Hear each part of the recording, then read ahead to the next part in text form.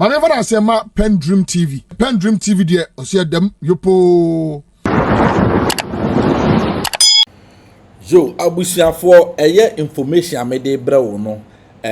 Mepsra wo se obet na TV set ho TV so na wo hwe a mesra wo sra ho na hwe ni ye ane se phone so na wo kuta na wo hwe so a na laptop na wa hwe ni ye ane eye Akwasi Aboagye Peace FM Entertainment Review ni host Akwasi Aboagye I am a boss pa ane I am a boss boss babia wo bia I salute you oni eye gospel enyumtuni Nicholas Omane Acheampong ono so I am a boss ane ono so am boss ono so me salute yes ane kwesi na abusia ma yenko asem ne say Nicholas Omane Acheampong ekoye interview honum na enkomodidiem ne ko pie eye omanpanyi John Dramani Mahama ne nsem woni nam Nicholas Omane Acheampong ne nam a o kasafa omanpanyi Mahama ho okasa tia no ne ho ade nsem bi okekato no so ne ho ade na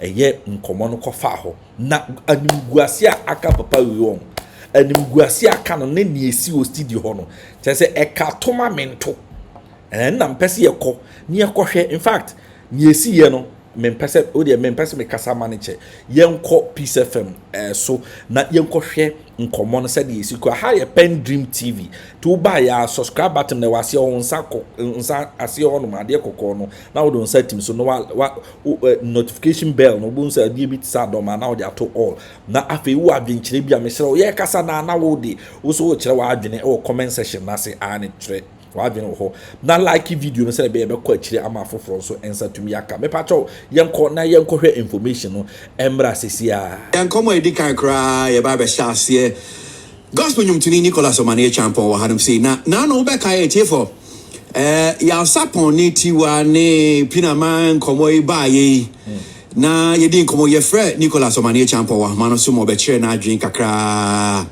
na wie de menya no studio no hanum say be pian kakra kasi mi pian nyese bia mede kwa akoto asemu ana niko ono anim ne kasa dada wato nyum mfie bebre wakasa waba be come and say in fact na crazy kwa so na waba nsra kakra wa hanum say niko akwaba your boss na bokode yango ponda roma sounds oye yegusu na no ko kuma say da bia o small boy said the otida da no adaroma awade adaroma eni ahweye nko a mpanivo ambeto mo hanso adaroma the punk man senya ma ko yede oh na nkwa ne here o boss yango ponda roma antemi kase bia boni bia mi ame wonko nti adan ma kase nko ye nice last week na na okuma say kumasi da na se metako okoji wa humi ana David okay yeah business na bibi na dem yako bibi juma kushi mpie wia enti juma na do ko ho mi se kumasi dem group ni o ana onim se free jazz but me mama free asante dwabe me mama free asante free jazz enti ko kumasi na jeze okay ko bi anso me ko he mama I see enti ko na biro ahun te say oboko ne ho ye yeah na no ye di nkomo e wa hama so boss no Yango. Okay. Now okay, so me shall say if you want to say. So now odi empenfo enim na odi Dr. Baumia. I didn't call ya sapon hon. Me boa. Ba se ko ne se ko ana. Ana mo ko che 100,000 Ghana cedis. But enyo misika o. Me nka se wo dia. Me ka asem na wo ya asuma na odi ma nyima no si boni o.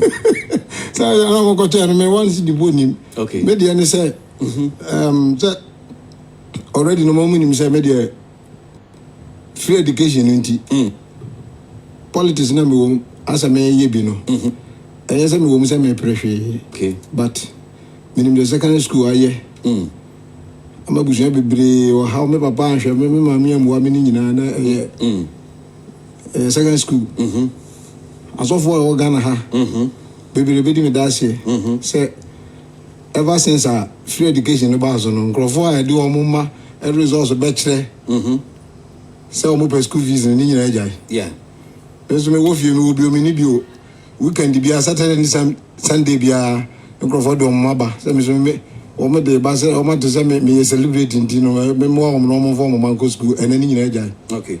But me there since 2008 year. Nana Akufo-Addo started say or the free education we ba na me chance support no say na o say kasa na ebo ano. Okay. Ampa oba yenso abam ama sabi ehia for man so wetimi agobi ntimi the free education nti. Okay. By that no not to say na person chair say say free SHS home komwe MPP na do buy ya wo mo de buy me eno na the main reason why as me ye more committed or politics in microphone. And to say be a say would politician be I will say I'm defending the poor Ghanaian child so at least wetimi go science school. Is it the case on Tiasi and say bia say obi ba in this case men can okay Mahama straight ya papa Mahama ba obetwam ada minimum sem kan you na be come as mama so obi ba na Ghana has here you fit with NDC MPP for come as you na be NDC MPP constitute come as ni kuma men come as you na be come as mama sa na opesa me kan come as ni ko meti ya papa Mahama me se ma men come as papa man no ba obetwam enyo na be come as mama men come as say na mo fi say we nye suru say nyate video mo teme kasa na radio so party me di banya jam da ada mama come asem yanka ana ba so be je adwuma ne wa okay busa ho asem na wa yi o ho ano I said Dana what do me go straight to the point and let me give you my answer me kwan na me but if one no try ada o be so be ye ya no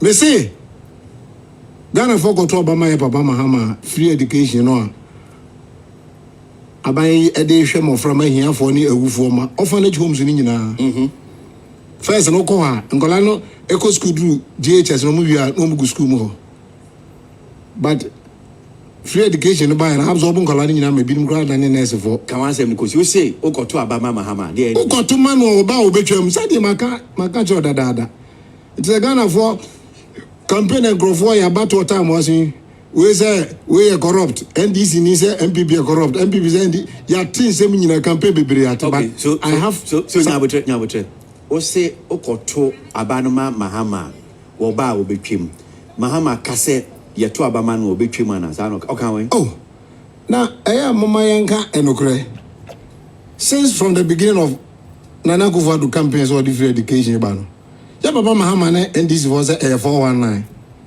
me woni ma bebre o me phone so say ka video TV so ne wa ka me bo bia mo hwe ono an kasa so say eni kwan say ye introduce free education ono aka you know but no what's up now kind empacho masem bisani you o say o koto abama Mahama o ba wo betwem say me evidence am de kasa nyabote masem bisani anko Mahama efa no gina ka say ye to abama na obetwa free SHS mo efa no ka no boss Akwasi wadawro we a renowned journalist onni Ghana hana omampani Mahama say free education no 419 me say efa me so me bisa o there be umbisa masem we be asem that me new concept me bisa there be okay me misa boss me misa nyabote ma men set rule do ye na ti ase bia onima okay one ma has obegusa masem o boss na bibia me we bibia me ameti me bisa o ni ko me si one ma has obegusa masem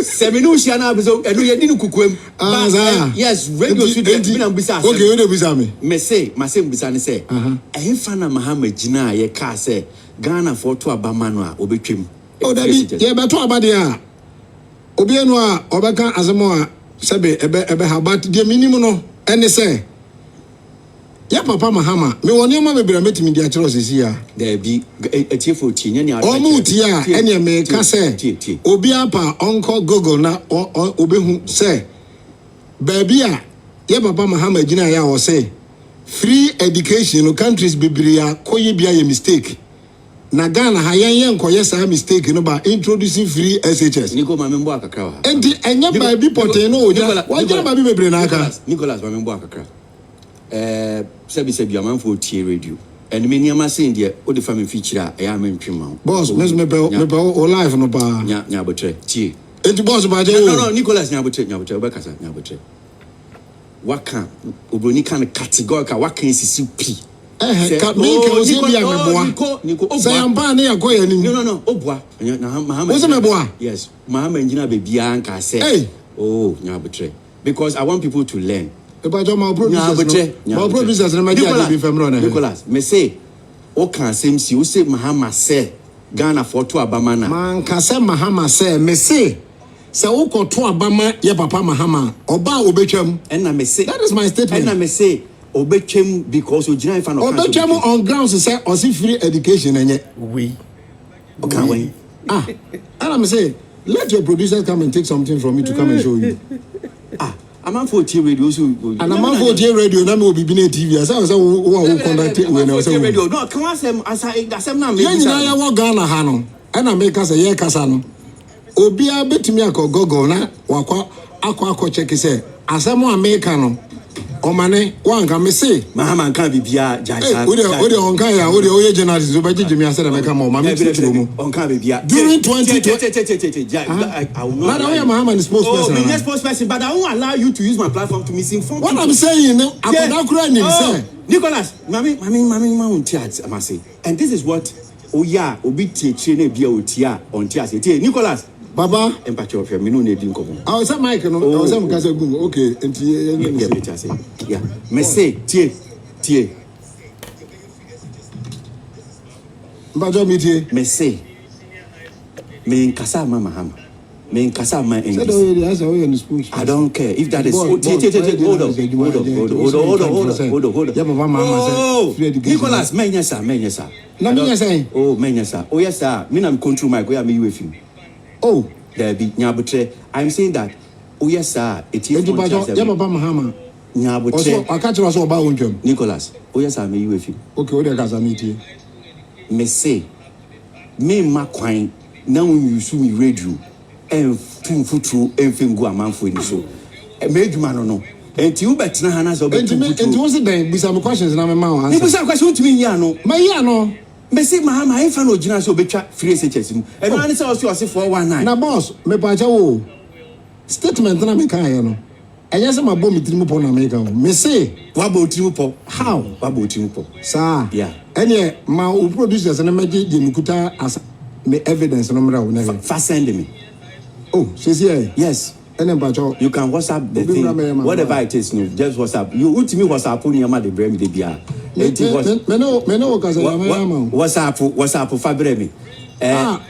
WhatsApp Fabremi. Yes.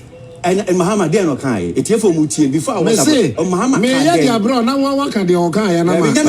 No, can't it's here for. Or say African countries be acquire mistake by trying the free education, but yeah.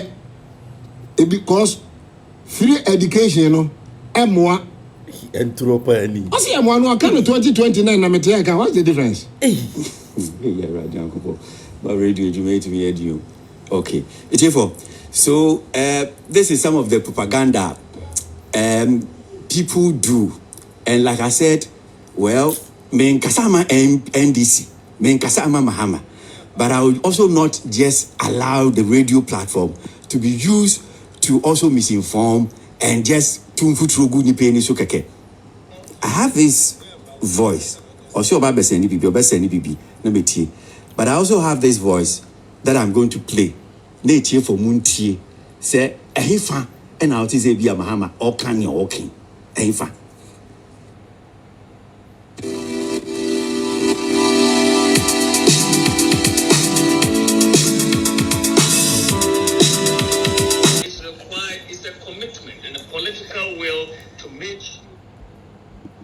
In the voice now, what can I ya? It's for Muntie Omane Dada John Mahama. Where yes, your voice, I so yaki, yin team. Of my coming into office, we will hold a stake. In the first 3 months of my coming into office, we will hold a stakeholder consultation with parents, teachers, and educational experts to identify and eliminate all the bottlenecks that are affecting the effective implementation of the free SHS program. Mr. Chairman, free SHS is here to stay.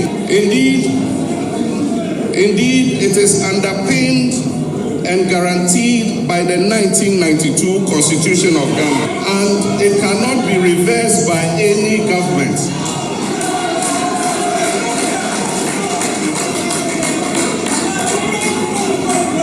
Mr. Chairman, but all administrations, including this one and any future one, have an obligation to make it a qualitative and enjoyable experience for our children. And the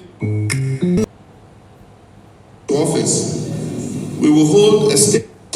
In the first 3 months of my coming into office, we will hold a stakeholder consultation with parents, teachers, and educational experts to identify and eliminate all the bottlenecks that are affecting the effective implementation of the free SHS program. Mr. Chairman, free SHS is here to stay. Indeed, it is underpinned and guaranteed by the 1992 Constitution of Ghana, and it cannot be reversed by any government.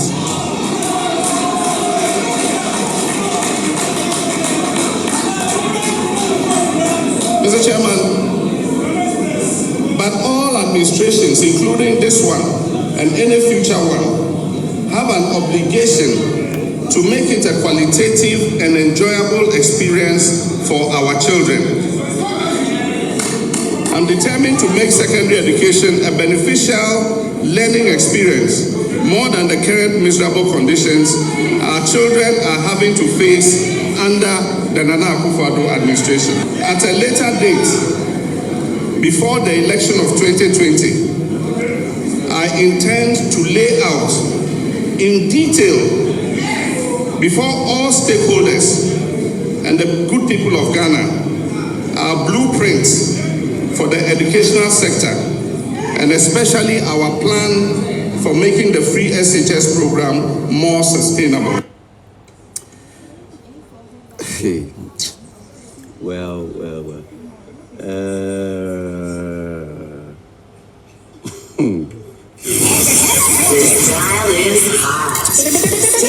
You know, Corona no Munabo. Nicholas. Mamen two for Kakra. Abra, me two for Kakra. Media and by also won't ye. Now better to me for what they young Casa. Mamen two for Kakra.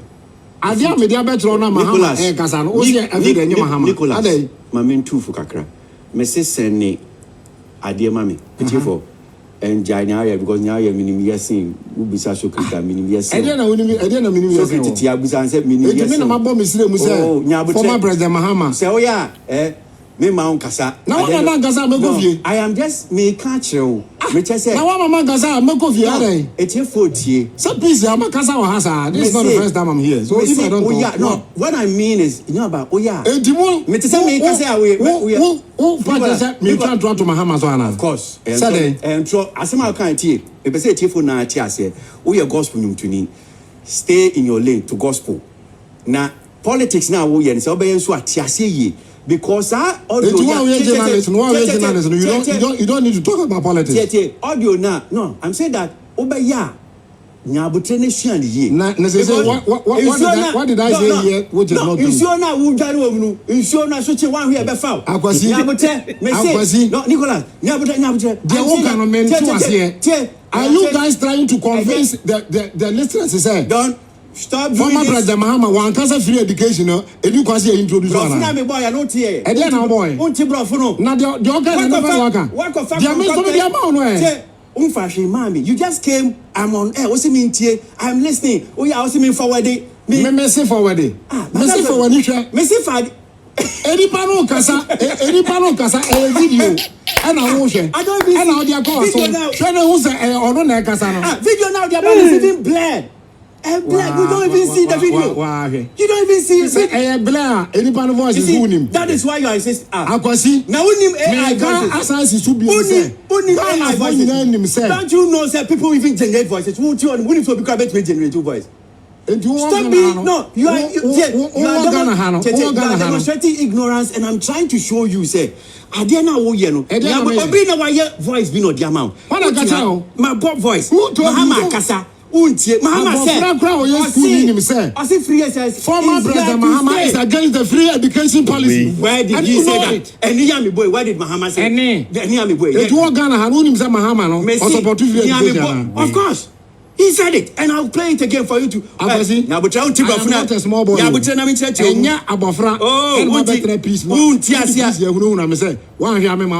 I don't talk on Peace Radio, I can talk. But I have to let you know. This is not. That what? No, this is not the. I am saying that if you don't allow. Former President Mahama is against free education. That is a liar. Everyone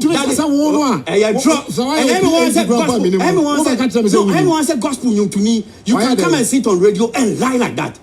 And lie about what? You are saying the man is against free education. The man has said he's against free education. And you are still insisting. And when I say, oh yes sir, may you have me round. Because you are misinforming people. The person has not said that. And I will not allow. You can't even produce my voice. You can't even produce that. Nicholas, you've sent me almost 3 audios. I'll play for people to hear. You have sent me. How come this particular audio you can't send it to me? You have sent Mami Bie Meno chat just about some few days ago. Nicholas, catch him making. You have sent me almost about 3 audios. You are talking about the OC orphans. You are talking. I'll play for it. No, wrong. I am saying that you send me this one. You can't send. You can't send this one to me because this is a concocted video. I am trying to send it to you. Must send it, but Maya, I'm so making sure you get. It's a concocted video. Now, stop lying. Stop lying. I don't think I was say. I don't know. What's that kind of was mefa? Which one? It won't take Ghana, Hano. Which one? Former President Mahama I'm trying to educate you. I am trying to educate you. You are still doing propaganda and telling lies. I don't know. I am also media for being. It is not media for because you don't know. Who told you? You don't know. You don't know. The man has not said anything. You are here. You are saying that the man said he's against free education. I am not. The man has said it here for me, body. You are still going around with your ignorance self, and you are doing this. Stop doing this, Nicholas. Stop doing this. Stop doing this. Stop following this ignorance. Ignorance, I'm trying to educate you. Secretary, he's an MP. May I educate you? He's an MP. Let him educate you. Stop. Educate me. Obi to me educate me small boy now. This is primary school new grade anymore. You must come and educate me concerning you don't know anything about this. This is the last time. This is Mami educate you as a small boy. What to happen? What to happen? When you mad the nipa no take bro ho ase no on kire o si da bi me nya akwala temi ma on kire me. Na one ka tell say you page na yen kire wade. Oh. Charlie, I didn't go say birdie. But with this, I don't care. You can say whatever I want to say. I am educating myself. I am educating you. I'm not. Now, the old boy, I started free SHS. No, kind. Is that what you are talking about here? Is the argument about who started free SHS? I started free SHS. Is that the argument? That is not what I'm talking about. Is that true? That's not what I'm talking about. Look, Mahama said free SHS is here to stay. Which you don't know, which you are going around lying. You are lying. Stop lying. Let this be the last time you go around saying that thing. Let this be the last time. Let this be the last time. Stop. You are going. This is too big for you. Stop lying. You are lying. Stop lying. And Fatah, who is gospel to me? If you want to do politics, do proper politics. Stop misinforming people. Stop miseducating people. These things, it doesn't help Ghana. Sanya Mase and Ghana. You are going around. You are telling lies. You are polluting people's minds. And you are continuing. I'm trying to educate you. And over your politics are your politics. But what the man has not said, don't say the man has said that. You are still going around and you are lying. You are saying the man said this. I said no. I'm educating you. I'm trying to let you know the right thing. You are still going around and you are doing. I won't allow that. I don't care if you want to say I am speaking for NDC. If you say the same thing about MPP, Mahama, or what, I'll say the same thing. Stop lying. This is lies. Nicholas, don't do that. don't know. I have to ignore him. We have to move on. Yanko Yasapon. Okay, so many Nicholas here. Education, dear. I don't know. I have to ignore him. We have to move on. Yanko Yasapon. So. You have to ignore me. Yes. Are you representing the entire country that you ignore me for this? Unfortunately, I'm the one sitting here now. So. Media for no ya bomb pana kwesi you can work can Fine. I don't care. Media for na NDC for bomb pana so you can work. You are NDC ni bia ni wa. Obeka kira me say. Me say I want Yanko Yasapon. See Yasapon. Yeah. Now what can they open you Yasapon. NDC for na ya bomb pana. You are still here. Me too. You are still doing. Me too. You are still wallowing your ignorance. As a journalist, be a referee. You are still as a journalist, be a referee. Be like a referee. Hanya park. Hanya park. Hanya referee say go say go astroturf to come ball. Nicholas, we have to media for na ya ball. I am telling you, if you are here to say Mahama na do you come go. Nico, any oni nyame nko me da se. E dey live no. O fra me say yamra man yam kan ya sapon asem. Nico, Oba be politics gaga. One plan to us as radio be me, nya de oye na be bramas ye. Ukoto aba Mahama free education obetwam. Ghana for ya where? Ghana for me awake. Nya de onti peace of man I can no mu be fa o. Who ba be tumi for say mento menyom. Minimum with your school fees. Just listen to this voice. This is what Nicholas Omane Acheampong sent to me. No man can hear no visa. Me bo NDC for you. Me mo obi achiba Omane nyo obi enko dia. Ye nyina ya dia. Bra. Singa me FM. Ni be wie na mama. Maka dia. Aha, you better see na bank account. Ni be wie. Shade obi. Yeah. Orphanage homes. Who tell you? Yeah. Orphanage homes. Enyanka sukuru e wo Ghana ma nyi nyina. Efiri afla wo besin kosi boko eni na chi kosi boda no so no. Bisa ho say ehihye be na de homa orphanage no enkwala no wo mo ya kakra no mo nyini be wie GHS no a SS no ya baba Mahama no time no enkwala na pem okay no mo gu ho no mo nyini ti o mo a individual bi every so one mo di obetuma no akofa ba ko no maka no su obako wo mo su opa orphanage homes no woman handle bisa wom. Okay. So voice and Nicholas Omane Acheampong in or this name days even ago. Days ago you beka hwasem and then kan hwasem so betra radio so no kase bia me say yeah politics and no correct. This is a voice he himself sent it to me that and this is what is going on. One said Mubetia me born you know he was on a certain radio station. And this is what Nicholas Omane Acheampong echo round doing. About say. So we NDC, you know, does not stop me from giving out my mind. So on record, me NDC. If you don't when NDC near, say no one on the back of NDC near. If you don't dear go be an NDC. Dear what you now say if you don't at the so if you don't do to go among and say, I say almost to Abama Mahama. Wow, look, I get what but you know, I'm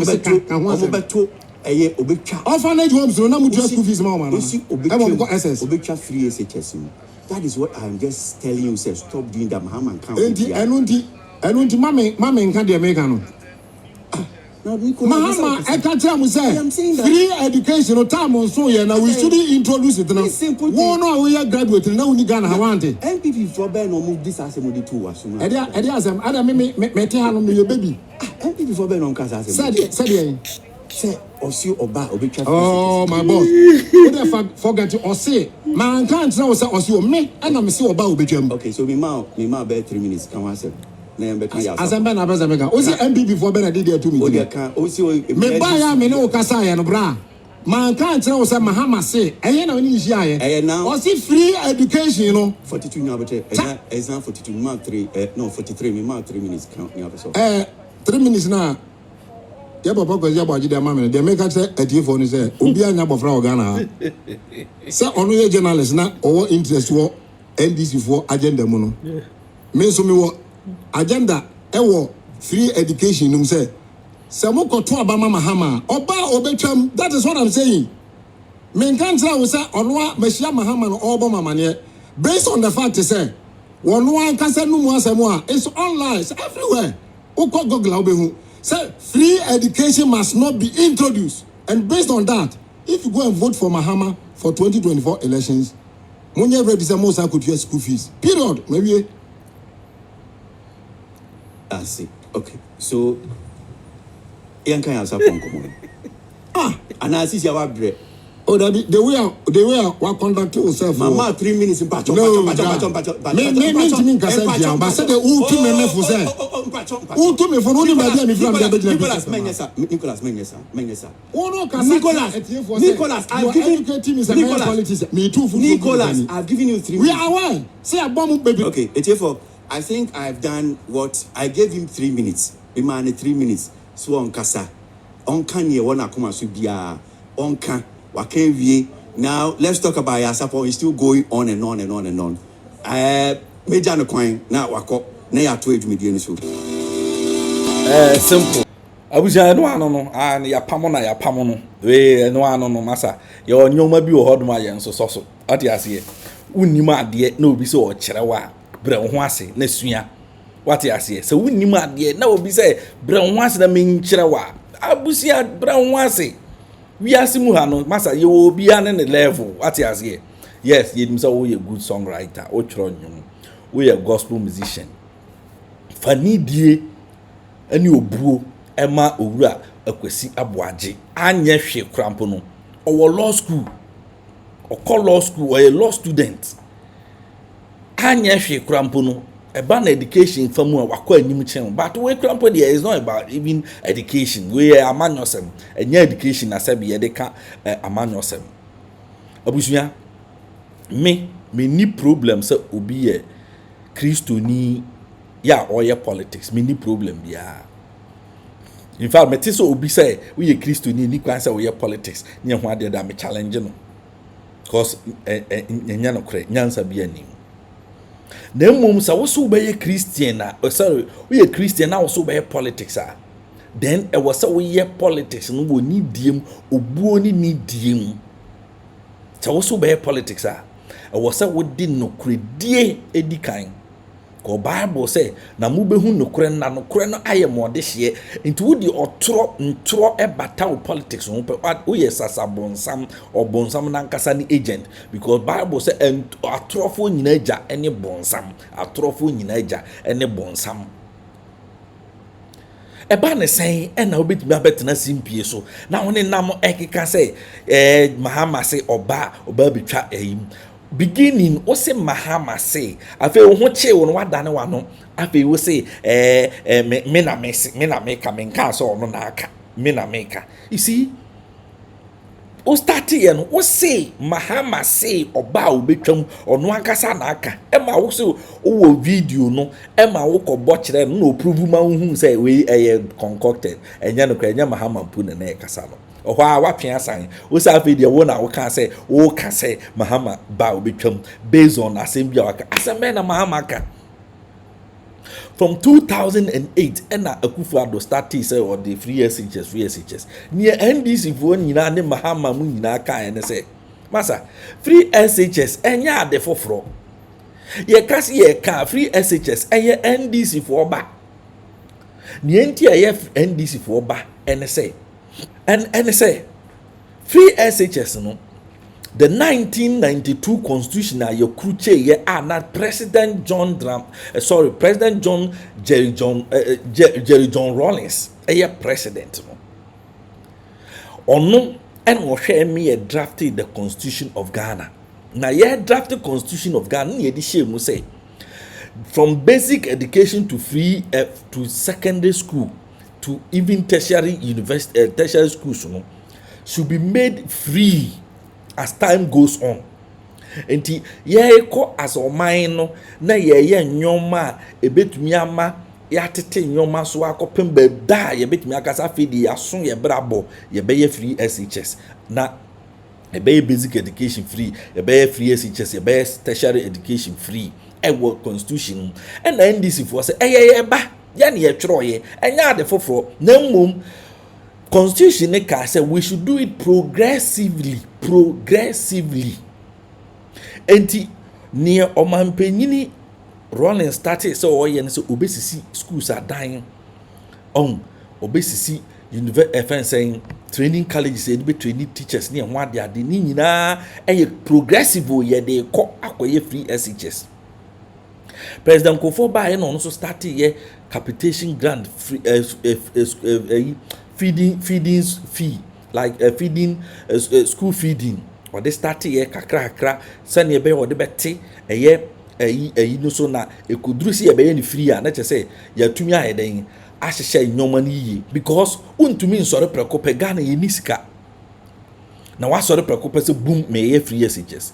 Enti President Kofo Baye no nso hu say a constitution say we should do it progressively.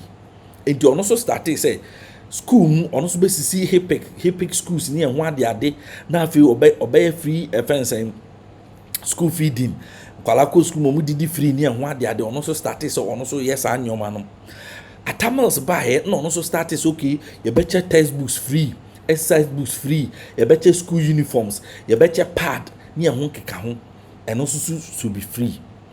Now Mahama bae no and ono so yes okay yeah starting out from day students nti nyedika no 2015 mo and oko launch free SHS for the day students patcho me bo e de akere mo sisia free SHS for the day students eni Mahama ene ye eni me patcho me ba Mahama ene ye eni nyina free SHS for day students ena Mahama so be ye ne year etoso 2016 no and no sign den or sign the borders 100,000 ebeka ho pato yen hwe And it's starting this academic year.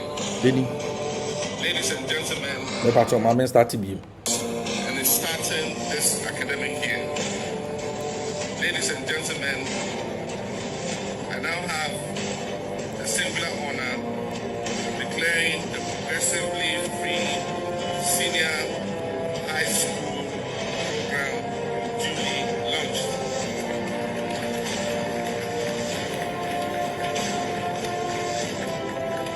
And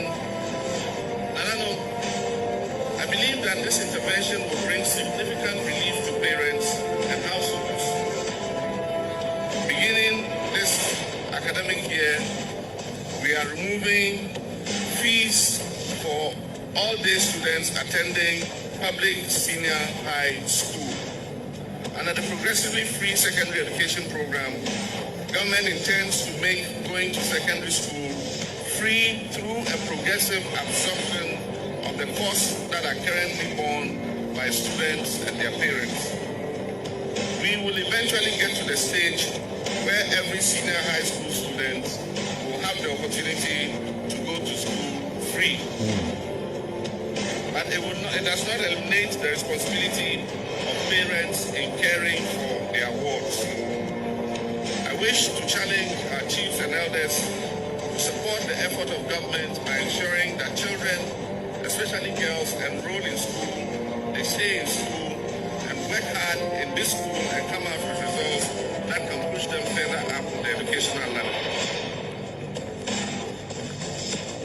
Abusia enti enu ni o oti ase 2015 mu ena John Dramani Mahama e lanche ye ena o lanche en o say progressive free education o lanche ye no na ogusu a oye ne kakra osisi schools are dying eno na community day schools yi osi mako 147 ansa na obefiri power se oye no ade a expand se ne be ya nkwala no de mo no mo ba no be nya ba bia beko on pe pressure bia na yesisi boarding houses se ne be ya o mo bom be nya ba bia begu abesua ade na atumi capacity no ambe doors amroso look onyansani oye sa nyoma ni nyina na aja oye so obie offense and training colleges mu se na be bit na fa teachers mo a training omo na omo sa doso atumi abekire nkwala na ade ne ho ade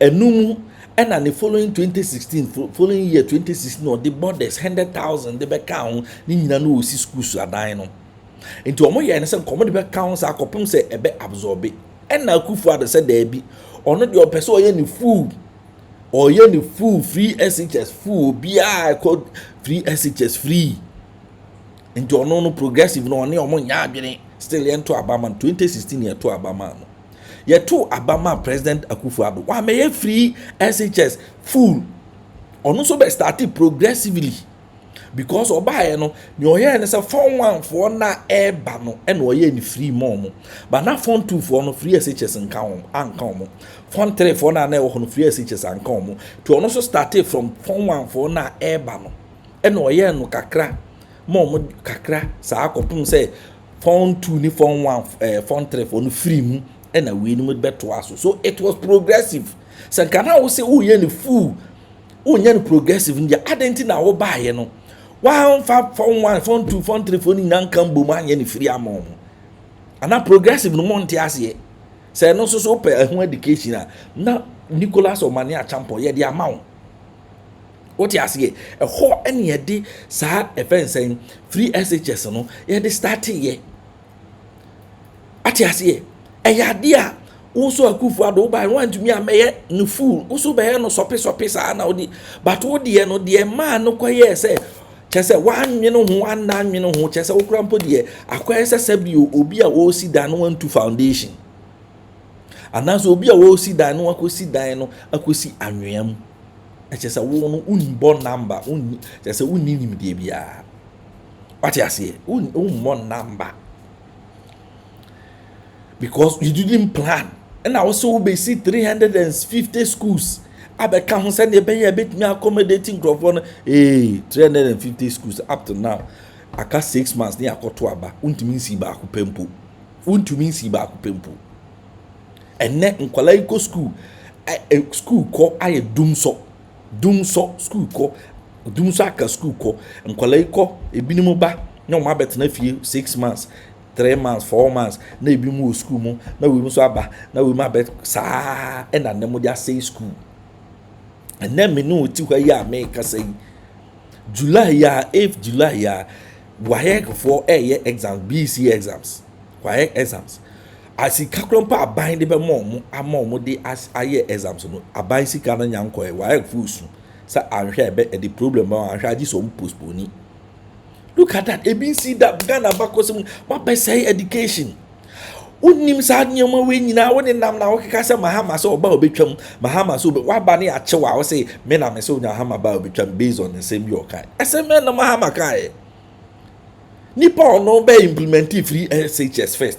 Dr. Mamudu Bawumia kasa kwa confirm ye say ani free SHS no eye NDC4 and eye free SHS.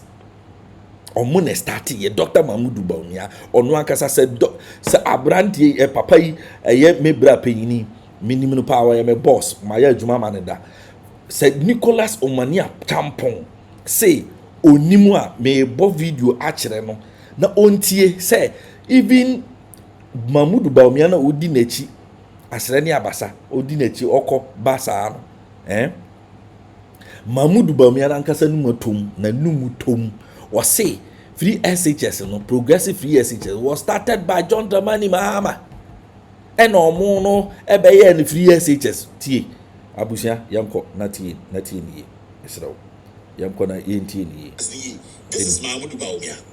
Senior high school education that was in place before. We are covering everybody and we are making the budgetary provision for it. Free senior high school education doesn't have to be backed by law to be funded. It just has to be backed by commitment. It doesn't have to be backed by law to high school education doesn't warrant. Free senior high school education doesn't have to be backed by law to be funded. It just has to be backed by commitment. Free senior high school education is the real deal. Not really some Mickey Mouse progressive senior high school education that was in place before. We are covering everybody and we are making the budgetary provision for it. Free senior high school education doesn't have to be backed by law to be funded. It is some Mickey Mouse progressive senior high school education is the real deal. Not really some Mickey Mouse progressive senior high school education that was in place before. We are covering everybody and we are making the budgetary provision for it. Mwankasa mate mwasu mepese mutie ni yie sa mwankasa mate Dr. Mamudu Maumia na numu asam no wasi free offense senior high school no omo na eba abeye ni yie na enye de Mickey Mouse progressive free na Mahama mo ye no. That is what he's saying. Was it that existed before? Tie ni yie abusuya. Was it not the free, the progressive, the Mickey Mouse progressive free SHS that existed before? Ti asam na waka ni ye abusuya. Na munsuya ade na monkanchire eyi Mahmud offense akwawe. No unsuya ade no nja sa nsem hu na se de bi ona mudi. Tie. Free senior high school education is the real deal. Not really some Mickey Mouse progressive senior high school education that was in place before. We are covering everybody and we are making the budgetary provision for it. Free senior high school education doesn't have to be backed by law to be funded. It is some Mickey Mouse progressive senior high school education is the real deal. Not really some Mickey Mouse progressive senior high school education that was in place before. We are covering everybody and we are making the budgetary provision for it.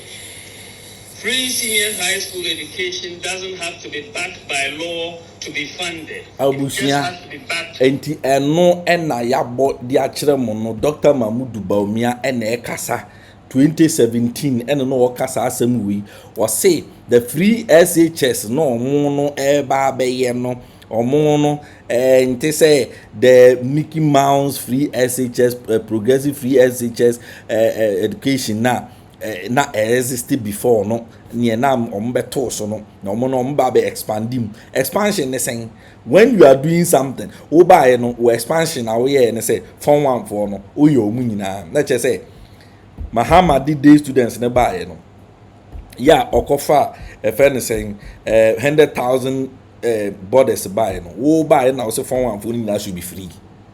Form 1 for nyina should be free. Form 2 for no it wasn't free.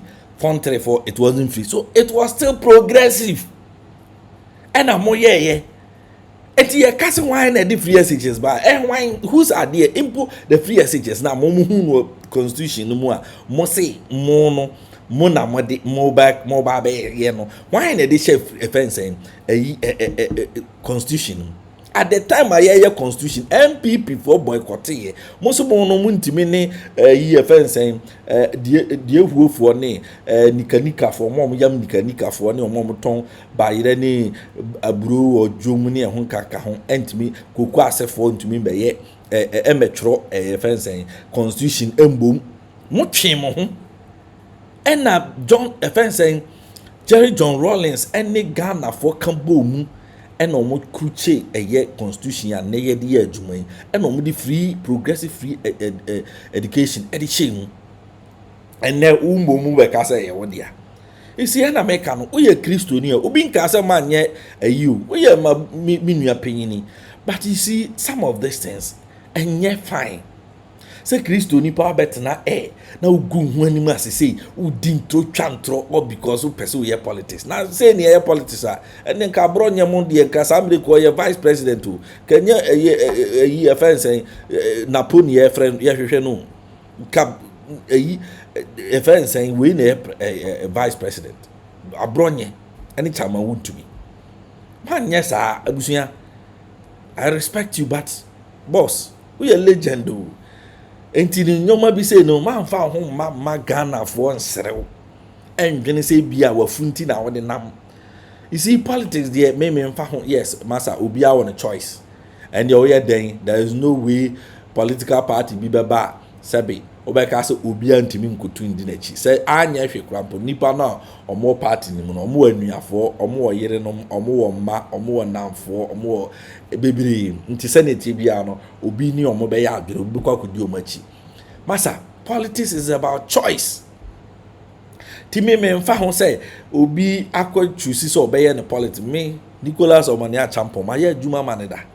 I knew he was an MPP man, but me mfa ho ono so onim say me NDC ni, but na me boa no obi sa no be ka kire me maboa ne bebre sabi you the social media handles okura wo de adwuma nyina me na me create man no the social media handles so me na me create man no. He called me any metnas me nyama no na me yama no free man charge no.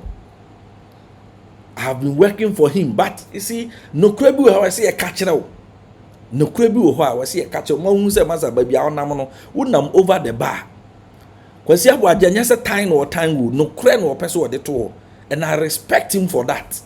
This is how we are expecting our presenters to be doing. Yes, obi betena na we jalo no atum mfuturo agu nipa anim no okọ no atum mfuturo no adi ntro no akasa basa no okọ. We will not push the person to prove. Yam pushing nipa to strict proof. Say nipa don't prove asem no oka no. We pushing so prove no. Ebi no akọ tips hu and what dey brew. O pushing say on kasa afi de on say afi de wa twa san say afi Mahama kan ono mom na aka ka say Mahama ba obi twam based on something.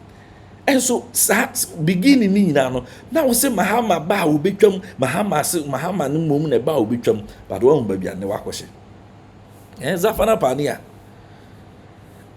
Zafana pania busia ma nya sa anyoma we penyini we penyini masa eni wafu achi o abusia man ni wafu achi. Amanyo sem is not all about money. So wo catch me say na free SHS nti na free SHS nti eno de eya frakadam. So wo ka say nu nti na wo kodi akufu ade acha oboa masa kaida bi anya hwe krampo no tama ho chewo no kaida bi sa ban bi mu na wonya ofa ho die kaida bi masa adan yeti krom ha ye ho sa adan yeti krom ha ye ho sa adan die enko ntu Nicholas Omane Acheampong entro asebe nkrofo bi ko digu so ma ye ko jeli wu no eye ofe entro amanfo ko digu ye ko digu so ma ye chie wo se ye ntro nti nsam no se ne ete antini ye de ye ko chewo ya na ye du ko tumu ya na abusua nti na ete wo sen. Were you happy? Ye jeliu all because of visa fraud. Say yampa say ye ntwanto so nti wankasa wo kai de to wo na say ye ntro ne etwato so ne ye de chewu ekotumu a nti Nicholas Omane Acheampong pese o ka kire me say ne eto no nti enye ne ya so obi di ntro ne ma ye che ni tumu a nti Nicholas pese o kire me say sa de na ye de ye no nti anhye na and I say ehye wo de a owura Nicholas ehye wo de a adenti na wo de ye wunua story no enie abusian fo mu nhwe was musician arrested over visa fraud. Musician arrested over visa fraud. The person me kind story no e de ma osisi a was Ace gospel musician Nicholas Omane Acheampong aka Tabitha Kum was at the weekend arrested at his hideout at the Preston Park Hotel, Tema Community 1 by the Community 2 police for an alleged visa fraud. Some documents the Chronicle cited suggest that Tabitha Kum had defrauded 4 people between 2002 and 2003 to the tune of 155,000, I think 1.5 million, under the pretext of securing visas for them to travel to Europe One of the victims, Augustine Opoku, alleged that in June 2003, Omane Acheampong informed him that he had a show to perform in Germany, so he could secure him a Germany visa at the cost of $3,700, which he duly paid.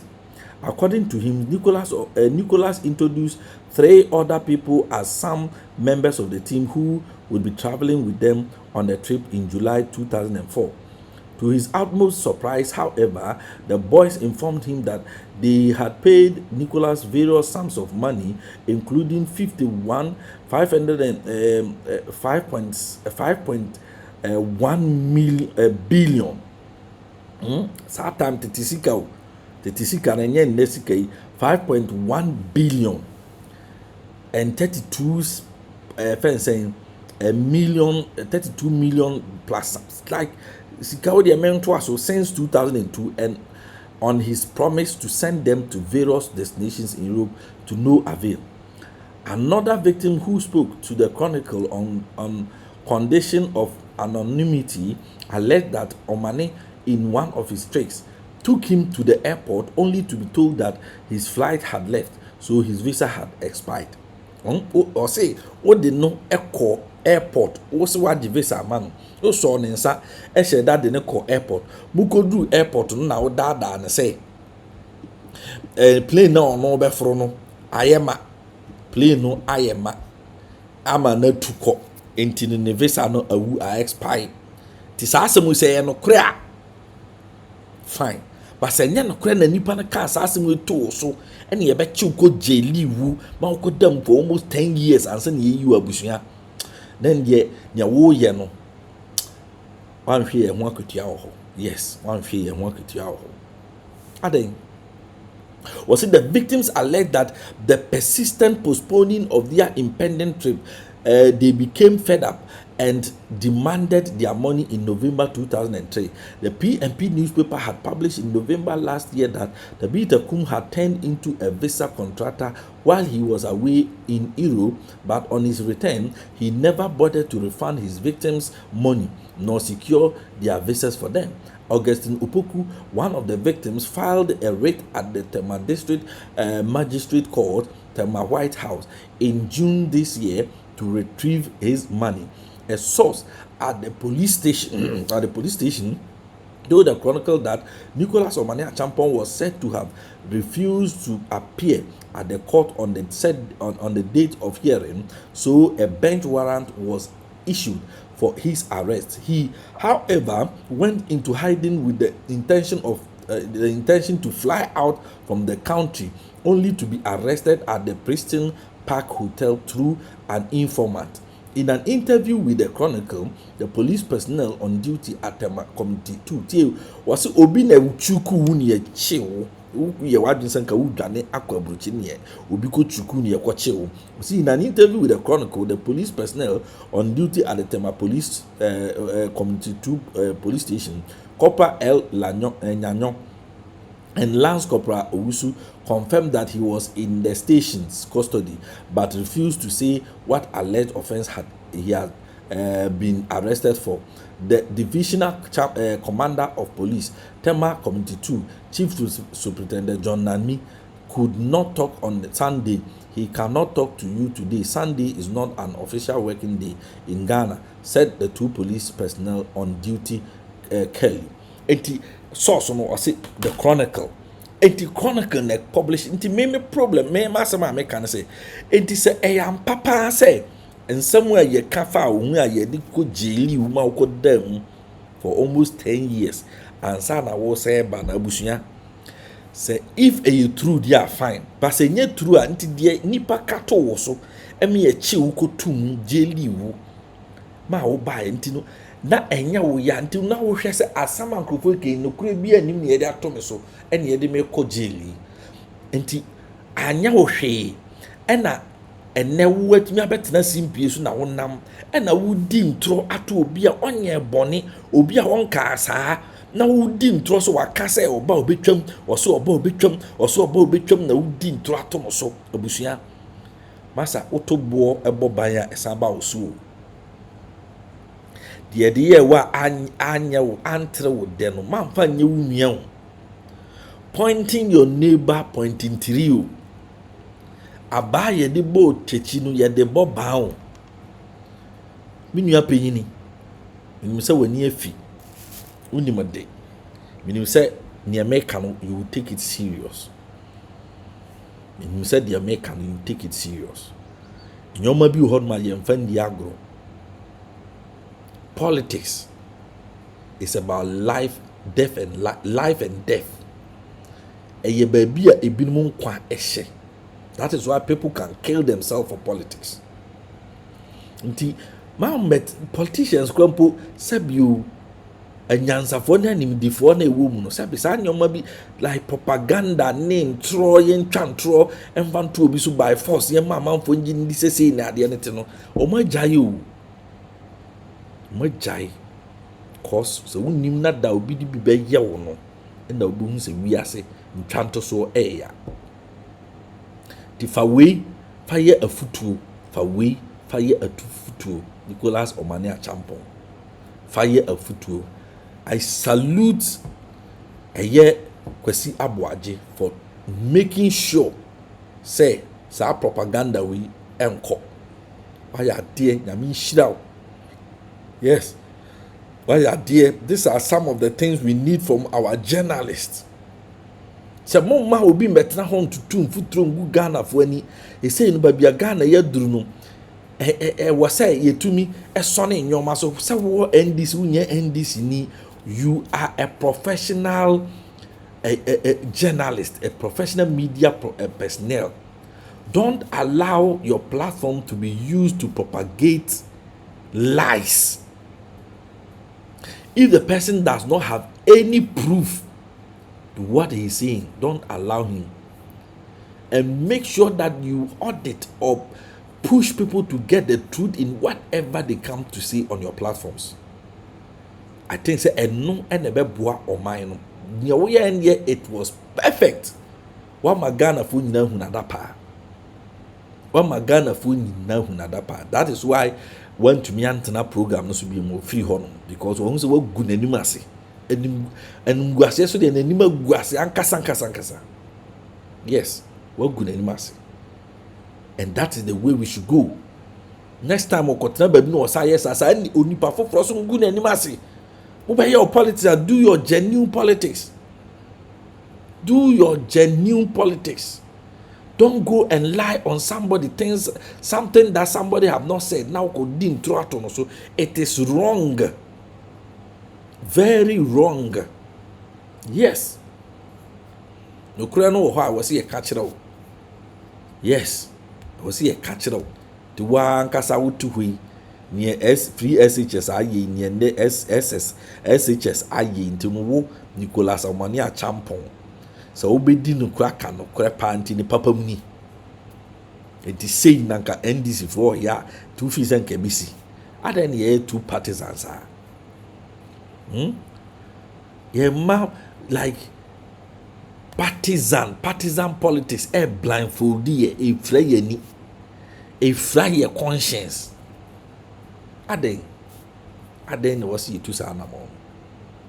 Ubi a we nim before to me tron your mad nipper who said, yes, you are a legend. Why must you come on air to lie?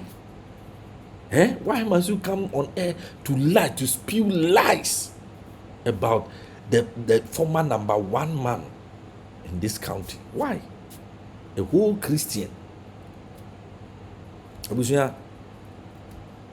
The best say mo a Christopher a mo so mo de mo person mo ye policy mo nye na mo nya no kwan papa so ebeboaye na mo ye mo adwen say mo mbekọ na mo so makọ join ni ye abronye mo ni ye chama wuntum mu nsem hunu ne dia ene ye mu bi wo ho no mo a ye ba forgoti e fen say yenimu no ne de amema mo. Yes, we will deal with you like politicians because yeah, so sa sebi so hunu no so biem. Sa jandam now na mo ye ne ehun ade sa politics atwam mo emfa no kuredie nya politics. Emfa no kuredie nya politics. Na bosirim ka politics die nya ade papa. na china wa betina say na politics na nti me ka sa na nti sa. No. It is wrong. Very wrong. To me boss, Akwasi Aboagye, I salute you. And why here? I'm so adi. I think say this is a professional media ethics and we show here our platform. So one man a chance on fan of Korean to na Ghana Funti went to me. What pamono every program no so that is it. Wo na wo pamono nyo no kwa nifu. Wo e na wo pamono so onko. Oku waja no kwan onko. Nko krampo de ban kwa ye ndibiem onko. That is the way we should go. Simple and short. Yetia abusia for aha a PENDREAM TV message so subscribe to the channel. No I like video. I like video no e dia ma me say be ko akira ma foforo so ensa atumi aka atumi ahwe bi. Amesre wo say abusia obebon ho modern say wo hwe na wo kire wa adwene an kire wa adwene wo comment section no ase na share video ma foforo ensa nka. Mesre wo PENDREAM de semunim se de bia ye no ye de bia ka se ye ka PENDREAM na watiem ka PENDREAM TV no watiem se edamu yopo